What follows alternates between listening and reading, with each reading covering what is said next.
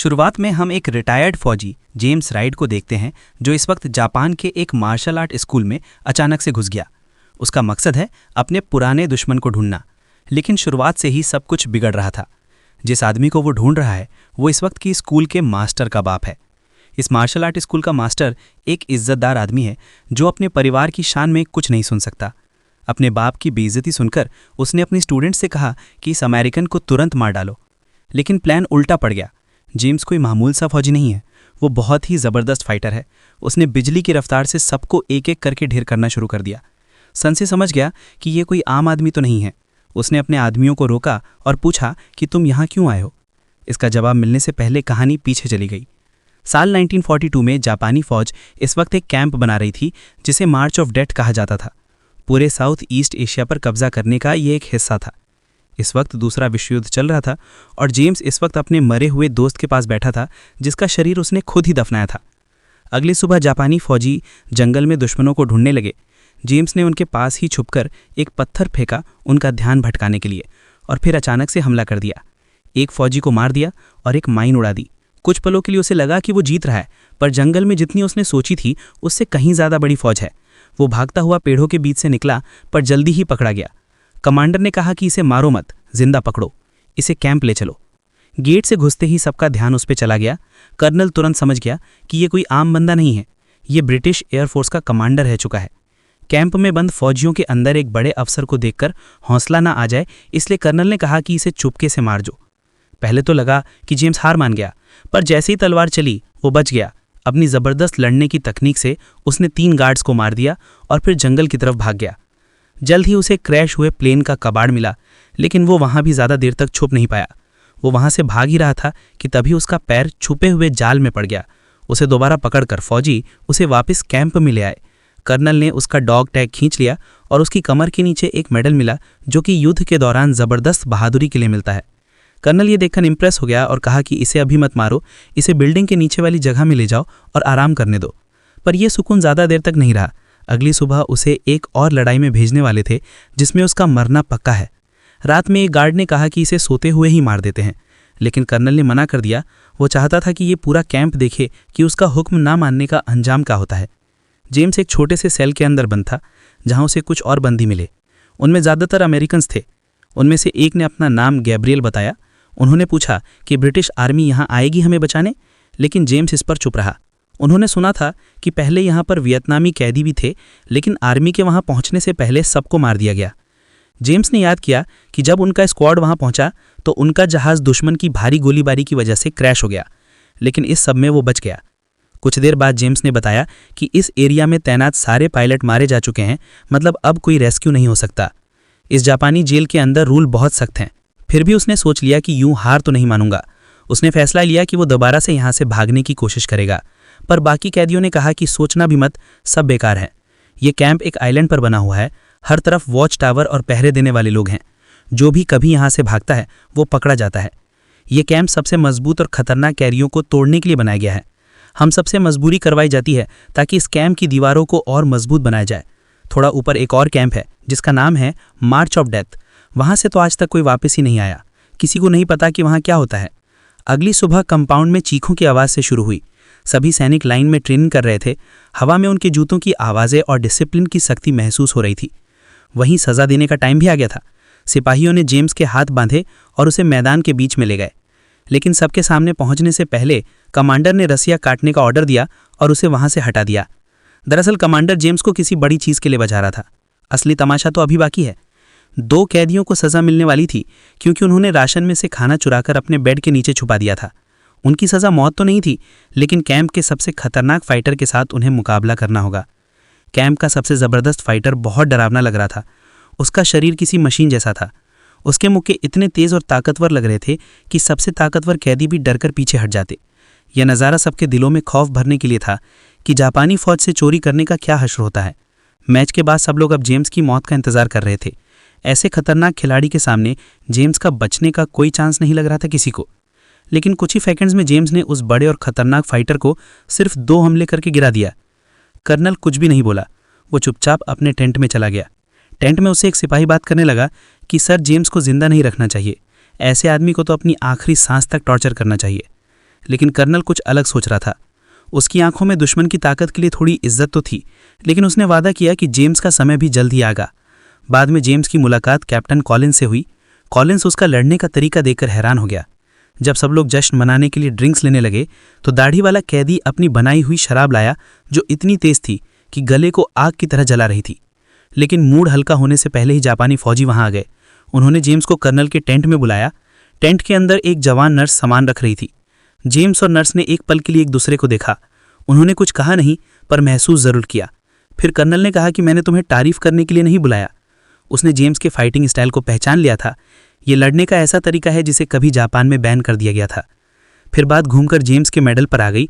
ये medal James का नहीं है, बल्कि उसके बाप का है। कर्नल ने बताया कि मेरे पिता भी फौज में ही थे।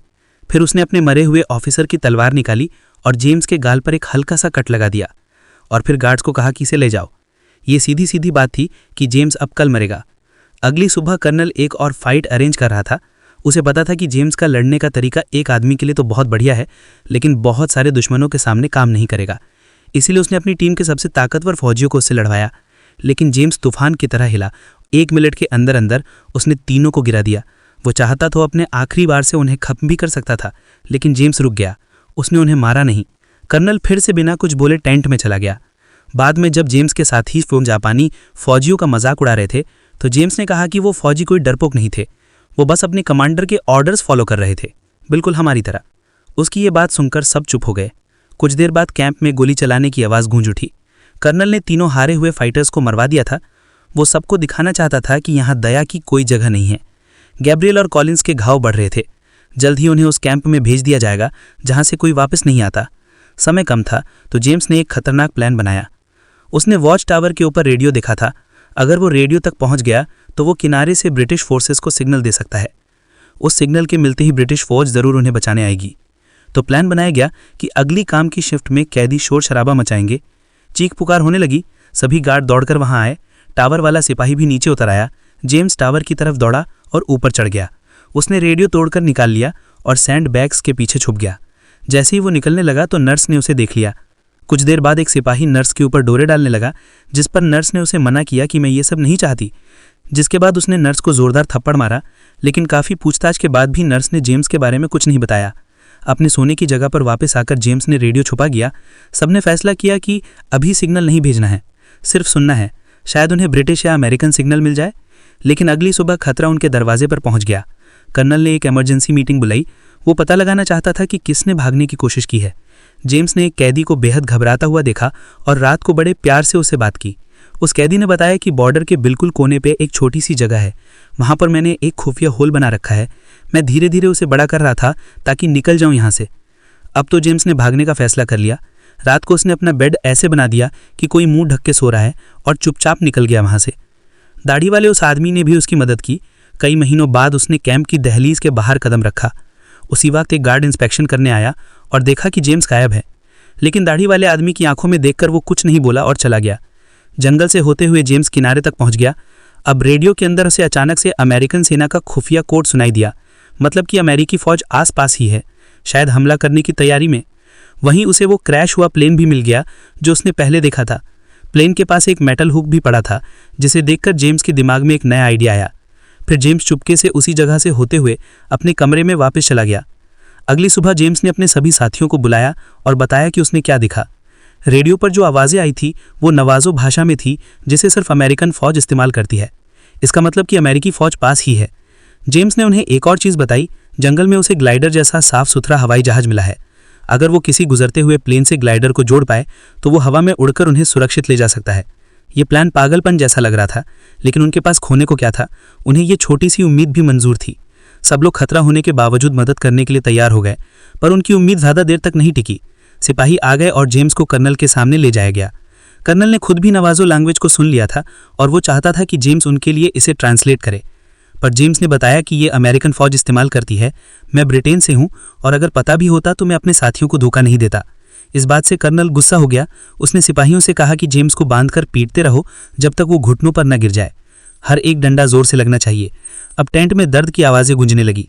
जब जेम्स गिर गया तो गार्ड्स उसकी रस्सी काटकर उसे मुक्कों से मारने ही वाले थे कि तभी जेम्स ने अपना असली प्लान शुरू कर दिया। उसने अपनी बची हुई ताकत से एक गार्ड को मारकर नीचे गिरा दिया, बिल्कुल कर्नल के सामने। कर्नल ईटो के सिपाही कैसे एक अकेले आदमी के सामने हार गए, ये कर्नल को बहुत बड़ी बेइज्जती लगी। गुस्से में आकर वो कैंप के बीच में गया और कुछ वर्कर्स को वहीं मार दिया। उसने कहा कि अब बाकी लोग मौत से भी बुरी जिंदगी जिएंगे। इतना दर्द सहने से जेम्स बेहोश हो गया। 2 दिन बाद जब उसे होश आया तो वो दवा खाने में पड़ा था। कर्नल ने ऑर्डर दिए थे कि उसे जिंदा रखो। उसके जख्मों का इलाज वही जवान नर्स कर रही थी जिसका नाम है तेरेसा। वो 3 महीने से कैंप में काम कर रही थी, खुद भी बाकी कैदियों की तरह फंसी हुई थी। जेम्स उससे कुछ पूछने ही वाला था कि तभी एक सिपाही वहां आ गया और दोनों को अलग कर दिया। रात को जेम्स बेड पर अकेला पड़ा रहा। अचानक गोलियां चलने की आवाज़ें आईं। उसने आंखें खोली तो एक चाकू उसके मुंह के पास चमक रहा था। कर्नल ईटो एक और आदमी को सबके सामने मार रहा था, सबको और डराने के लिए। ये एक बेहद दर्दनाक मंजर था, पर इस दौरान जेम्स को समझ आ गया कि कर्नल का असली इरादा क्या है। उन्होंने गार्ड का ध्यान भटकाया, उनको पास बुलाया और फिर मार दिया। अब रास्ता साफ था। टावर के ऊपर गैब्रियल ने तुरंत इमरजेंसी सिग्नल भेजा। नीचे पूरे कैंप में पागलपन सा छा गया था। जापानी फौजी भागने की कोशिश कर रहे कैदियों पर गोली चलाने लगे। जेम्स ये सब चुपचाप नहीं देख सकता था। उसने भी एक राइफल पकड़ ली और गोली चलाने लगा। इससे कुछ गार्ड्स मर गए और बाकी कैदियों को भी हिम्मत मिल गई। धीरे धीरे कैंप में बहुत बड़ी बगावत हुई। कैदियों को जो मिला वो उससे लड़ने लगे। लड़ाई के बीच में कैप्टन कॉलिंग्स एक ऐसे अफसर के आगे आ गया जो शुरू से उसे परेशान करता था। लड़ाई बहुत तेज हो गई, पर ज़्यादा देर नहीं चली। कॉलिंस जीत ही रहा था, लेकिन तभी पीछे से किसी ने उसे गोली मार दी और वो वहीं गिर पड़ा। अपने दोस्त को यूं गिरते हुए देखकर जेम्स और गुस्से में आ गया। वो सीधा कर्नल के टेंट में घुस गया, जहां कर्नल ईटो तलवार लेकर खड़ा था। दोनों के बीच अब एक ज़बरदस्त लड़ाई छिड़ गई। आखिर में ईटो गिर पड़ा और जेम्स खड़ा रहा, बहुत थका हुआ, खून से भरा शरीर लिए, लेकिन अब वो जीत चुका था। गैब्रियल जेम्स को खींचकर बाहर ले गया। जहाज़ ऊपर घूम रहे थे और वक्त बहुत कम। वो दोनों वहां से भागने लगे। एक फौजी ने राइफल उठाई उन दोनों को पीछे से गोली मारने के लिए, लेकिन कर्नल ईटो ने उस फौजी की बंदूक को अपनी तलवार से हटा दिया। उसने उन दोनों को जाने दिया। ये जीतने वाले की तरफ इज्जत दिखाने का उसका तरीका था। जेम्स और गैब्रियल जंगल से भागते हुए ग्लाइडर तक पहुंच गए। ऊपर मंडरा रहे अमेरिकी प्लेन्स ने अपना आखिरी हमला शुरू कर दिया। इतने में जापानी फौजी पेड़ों के बीच से निकले हमला करने के लिए, लेकिन प्लेन्स ने गोलियां चलानी शुरू कर दी। सारे जापानी फौजी वहीं मारे गए। अच्छे बुरे सभी खत्म हो गए। इस धुएं और लड़ाई के बीच में जेम्स ने टो करने वाली केबल उठाई और ग्लाइडर पर लगा दी। एक अमेरिकी जहाज पास से निकला और केबल पकड़ ली, जिसके बाद ग्लाइडर हवा में उड़ गया। आइलैंड धीरे धीरे नीचे छोटा होता गया। दोनों ने कसम खाई थी एक दिन वापस आएंगे और बाकी लोगों को भी बचाकर ले जाएंगे यहाँ से। सालों बाद यही कसम जेम्स को जापान के उस छोटे मार्शल आर्ट स्कूल तक ले आई थी। वो उस आदमी को ढूंढने आया था जिसने कर्नल ईटो को सिखाया था। वहाँ के नए मास्टर ने अपने स्टूडेंट्स को भेज दिया और जेम्स की बात ध्यान से सुनने लगा। मास्टर ने बताया कि मेरे पिता और पुराने गुरु 1 साल पहले मर गए। मरने से पहले उन्होंने बताया था कि एक दिन एक फिरंगी आएगा, एक आदमी जो उस तकनीक से लड़ता है जिसे सालों पहले बैन कर दिया गया था। मास्टर ने जेम्स से कहा कि तुम अपनी तकनीक दिखाओ। जेम्स थोड़ा शांत हुआ और कुछ घातक मूव्स दिखाए, लेकिन वार नहीं किया। मास्टर समझ गया कि यही वो इंसान है जिसकी बात की गई थी। फिर उसने एक छोटा सा लकड़ी का डब्बा निकाला। उसके अंदर जेम्स के पिता का वो मेडल और एक डॉगटैग था। 2 योद्धा जो शायद किसी और समय में एक दूसरे के दुश्मन होते, लेकिन अब शांति में एक साथ खड़े हैं। वीडियो पसंद आई तो लाइक कर देना, चैनल को सब्सक्राइब कर लेना।